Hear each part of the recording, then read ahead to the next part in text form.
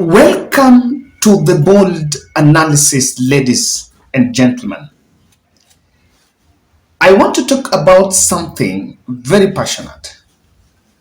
And yesterday night, I bumped on a video clip of former President Uhuru Kenyatta speaking about something that I think is lacking in our political space. And in clear terms, this is called political decency. This political decency, the lack of that decency, is manifesting itself in different ways. But unless we deal with it, I am scared that we may never see the dream of having a united country. Whether that is a plan for politicians or not, something we may have to look at. But the truth of the matter here is that there are some things that as a country we must get right.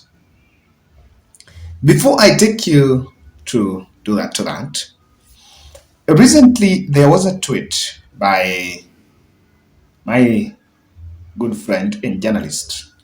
I want you to get it here.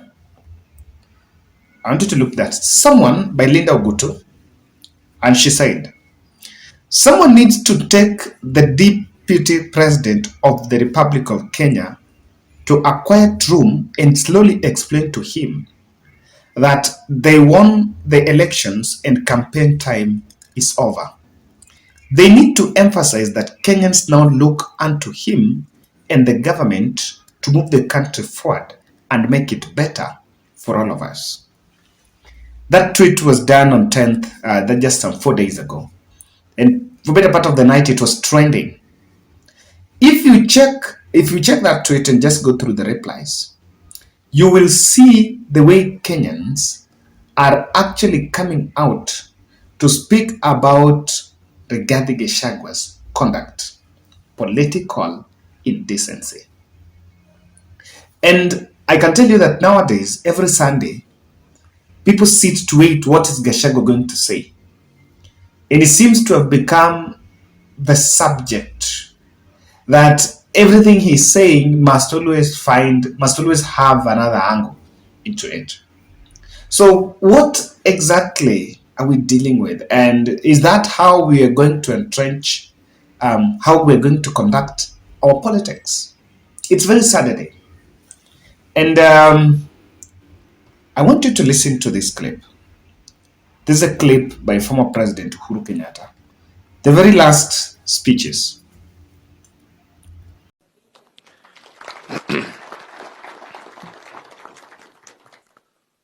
Mzee Moi alikuwa mtu wa heshima.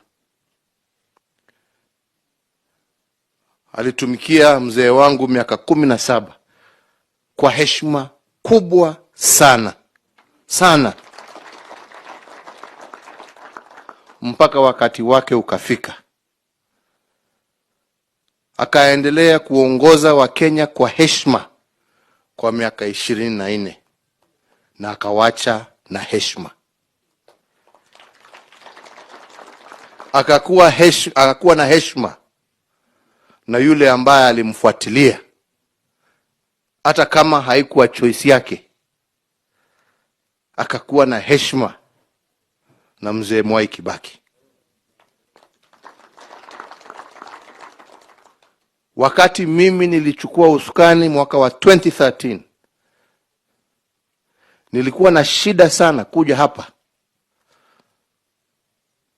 kwa sababu mzee lazima nikiingia asimame aseme karibu mheshimiwa rais. Sasa mimi namwambia mzee, hapana, siwezi. Hivyo sivyo mambo inaenda. Sasa wewe ndio uko na serikali, wewe ndio kiongozi, hata mimi lazima nikuheshimu.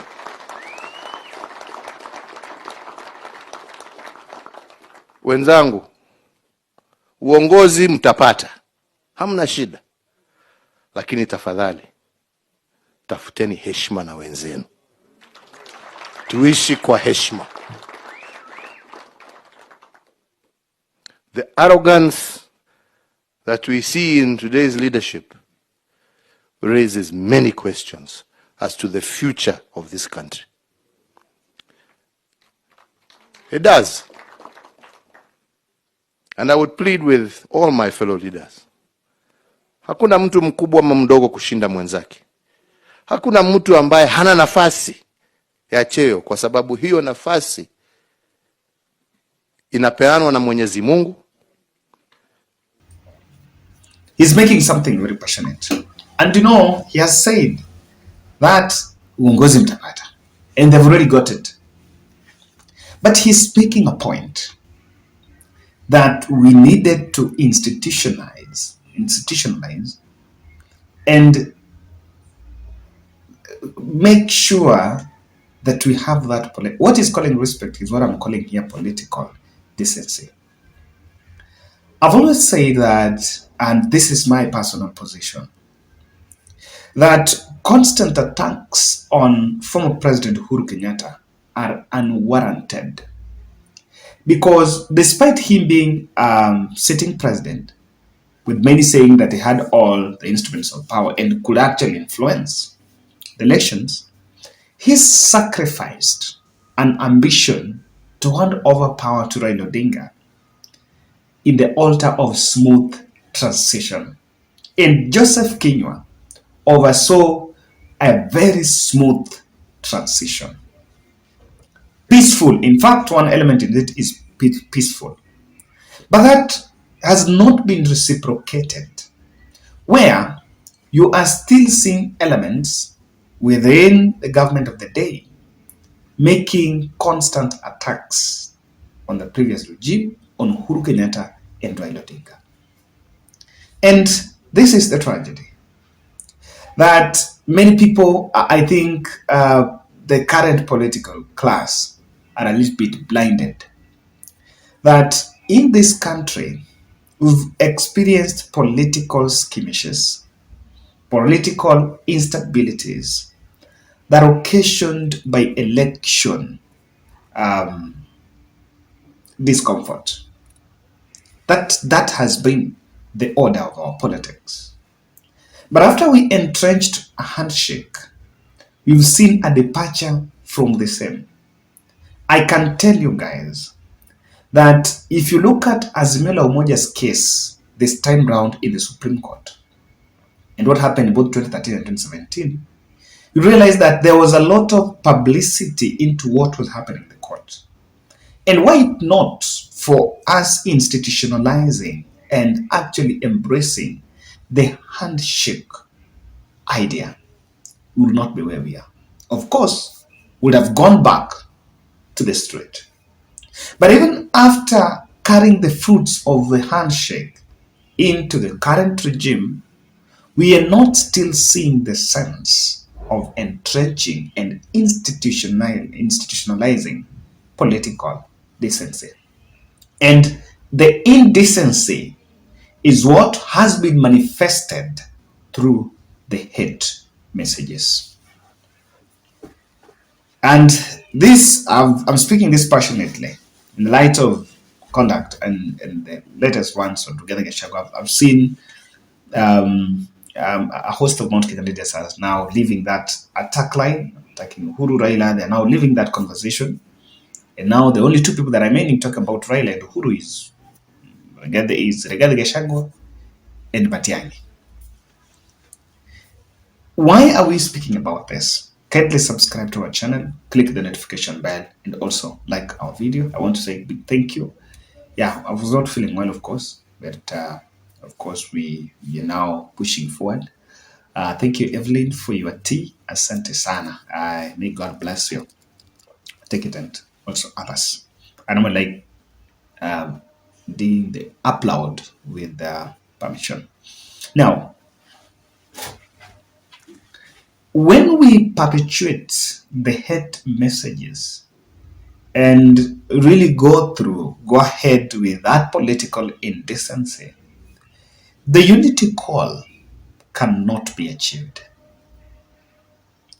The unity call that Kenya Kwanza, Azimio la Umoja, and the political class are pushing on may never be realized. That was the idea behind that handshake. And I can tell you that I know it's politically convenient to demonize that handshake on the grounds that, of course, it led to some political formation. But despite of that, that is the face value. But deep inside, we got peace. Deep inside, we actually got peace. Even though it's cosmetic. We've gotten other ways of addressing our issues. And this is what people need to actually realize. That this country, not that everyone is comfortable. Not that, of course, people, the 6.9 million people, if you convert to a percentage, I know we are around 50 million people according to the last census. If you convert to a percentage, it's nearly 50%.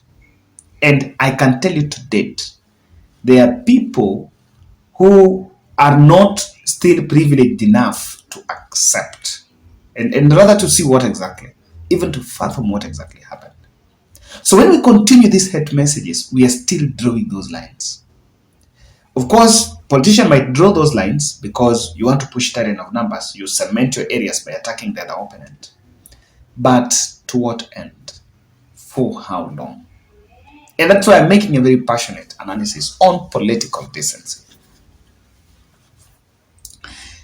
You know, let me point out something. Look at the interventions that President Uhuru Kenyatta had to make, the tough decisions that President Uhuru Kenyatta had to make. He needed the consent of the public.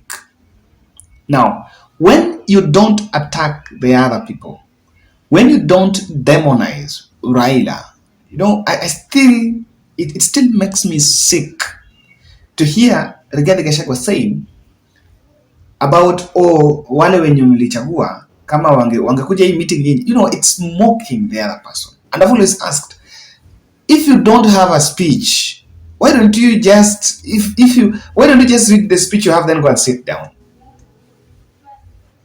We are getting something really wrong.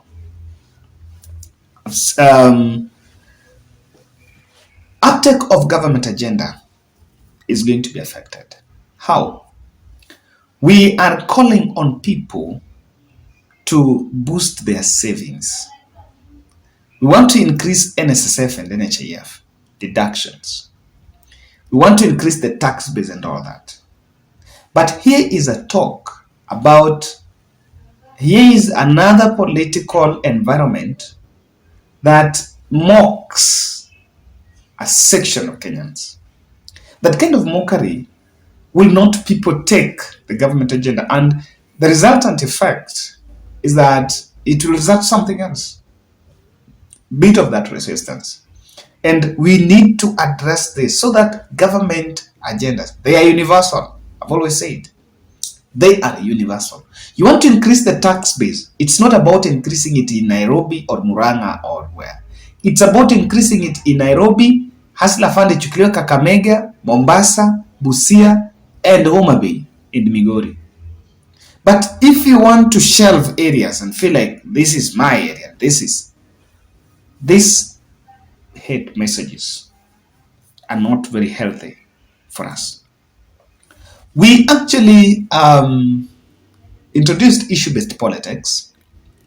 I'm saying we because that's what allegedly Kenya Kwanza campaigned. That was a bit of their mantra, the campaign trail. Even though me and you knows that that's not the real thing. That was just a decoy. But that issue-based politics, to me, it is supposed to escalate. It's supposed to be brought in government so that is the ground of any dialogue. And on that dialogue, you can also take what the opponent is saying. Raila Odinga, there are two policies that Raila Odinga spoke about. One was recognition of prior learning. It was an intervention to formalize and to boost the Juakali industry. Recognition of prior learning. And the 6,000 stipend.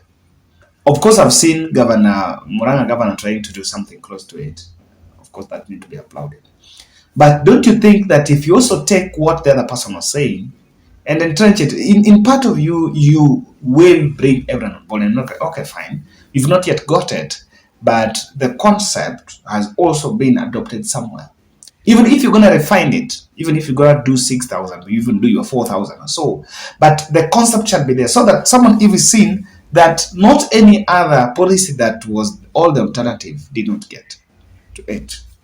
The dangerous, um, the danger here, or rather what we might get into, is that with the hate messages, we are polarizing the masses. We are simply showing masses the hate. We have a situation in this country where people are mugging and stabbing their brothers and sisters. And it's like a new norm. It's a new normal. Utadu. What is it? The brotherhood that we are trying to speak about in the pulpit when we attend the weekend prayer rallies. I'm so cautious because they are really rallies. I don't want to call them prayer events. They're actually political rallies, indoor political rallies. Is not what the Kenyan public are saying. And we are simply saying, I don't care. I don't know whether I'm making my point, but I hope someone might get this. If not the politician, but you who are watching, that we need to stick together. And the political indecency is doing us more harm than what we really want from the people of Kenya. That's my bold.